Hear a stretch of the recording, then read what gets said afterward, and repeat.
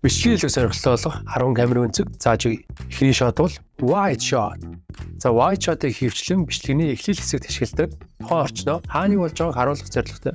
Хоёр дахь нь medium shot. Их хөвчлэн подкаст, влог, ярьцлага зэрэгт ашигладаг. Close up shot. Хүний сэтгэл хөдлөлийг харуулах, эсвэл ямар нэг объектын деталийг харуулахад ашигладаг.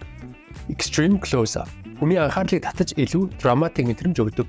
Тавх нь high angle shot. Дүрсээ дээрээс авах үнцгийг хэлнэ. За энэ үнцгийг хвчлэн ямар нэг зүйлийг сул дорой хүчгүй эмзэг гэсэн мэдрэмжүүдийг өгөхөд ашигладаг. Гэхдээ сүүлийн үед контент бүтээгчид дүрсээ илүү сонирхолтой болохын тулд энэ үнцгийг нэлээд ашиглаж байгаа. Low angle shot. Кинон дээр тухайн дүрийг илүү хүчтэй, чадaltaй, эрх мэдлээ гэсэн мэдрэмжүүдийг өгөхөд ашигладаг бол бүтээгдэхүүний зураг авалсан дээр муу адил том бүтээгдэхүүнийг илүү хүчтэй, илүү өндөр үзүүлэлттэй гэсэн мэдрэмжийг өгөх боломжтой. Бүтээгдэхүүний зураг дардаг эсвэл бичлэг хийдэг бол дүрсээ доороос нь аваад үзээрэй. Дач англ. Ямар нэг зүйл хэвэн биш байгааг илэрхийлэхэд ашигладаг. 8 дахь нь POV. Тухайн бичлэг үзэж байгаа хүн өөрөө бичлэгэнд орсон мэт мэдрэмж өгнө. Мөн тухайн хүний үйлдэлийг харуулахад ашигладаг. Over the shoulder shot буюу мөрөн дээгүүр бичих өнцөг.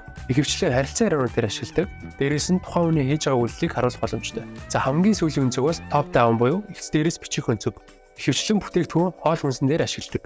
За бичлэгэн дээр харагдаж байгаа Huawei Nova 13 series бисимол тодлоонд гарлаа. Энэ 10 камерын үнцгийг дараагийн бичлэгэн дээр тушаад үзээрэй.